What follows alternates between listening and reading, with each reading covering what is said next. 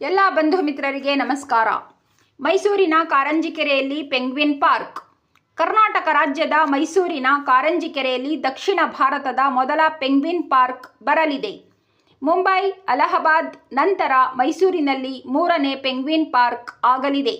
ಮೈಸೂರಿನ ಕಾರಂಜಿಕೆರೆ ಗಾಳಿ ಸೇವಿಸುವವರಿಗೆ, ಬೋಟಿಂಗ್ ಅಂದರೆ ದೋಣಿ ಪ್ರಿಯರಿಗೆ ನೆಚ್ಚಿನ ತಾಣ. ಪ್ರಾಣಿ ಪಕ್ಷಿಗಳು ಇರುವ ಜಾಗ, ಮೃಗಾಲಯ. ಮೃಗಾಲಯಕ್ಕೆ ಬರುವ ಪ್ರವಾಸಿಗರ ಸಂಖ್ಯೆ ಈ ಪೆಂಗ್ವಿನ್ ಪಾರ್ಕ್ ನೋಡಲು ಬರುತ್ತಾರೆ. ಕರ್ನಾಟಕದಲ್ಲಿ ಪೆಂಗ್ವಿನ್ ಪಾರ್ಕ್ ಯಾವ ಜಿಲ್ಲೆಯಲ್ಲೂ ಇಲ್ಲ. ಪೆಂಗ್ವಿನ್ ಅನ್ನುವುದು ಪಕ್ಷಿ, ದೊಡ್ಡ ರೆಕ್ಕೆಗಳು, ಮಂಜಿನಲ್ಲಿ ಇರುವಂತಹದು. ಪೆಂಗ್ವಿನ್ ಜಲವಾಸಿಗಳು, ಸಮುದ್ರ ಪಕ್ಷಿಗಳ ಗುಂಪಾಗಿದ್ದು ಪ್ರತ್ಯೇಕವಾಗಿ ಜೀವಿಸುವ ಹಾರಲಾರದ ಪಕ್ಷಿ. ಕಪ್ಪು ಮತ್ತು ಬಿಳಿ ರೆಕ್ಕೆಗಳು, ನೀರಿನಲ್ಲಿ ಈಜುವುದು, ಶೀತ ವಾತಾವರಣದಲ್ಲಿ ಕಾಣಲು ಸಿಗುತ್ತವೆ. ಭೂಮಿ ಮೇಲೆ ನಡೆಯುವಾಗ ತೂಗಾಡುತ್ತಾ ನಡೆಯುತ್ತವೆ.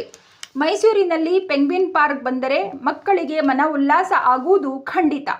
ಪಕ್ಷಿಗಳಿಗೆ ನೋಡಲು ಹೋಗುವವರು, ಪ್ರವಾಸಿಗರು ತಿನ್ನುವ ಪದಾರ್ಥಗಳು ಯಾವುದು ಕೊಡಬಾರದು. ಅವರ ಆಹಾರ ಬೇರೆ ಆಗಿರುತ್ತದೆ. ಪ್ರವಾಸಿಗರು ಪ್ಲಾಸ್ಟಿಕ್ ಮುಕ್ತವಾಗಿ ಹೋಗಬೇಕು.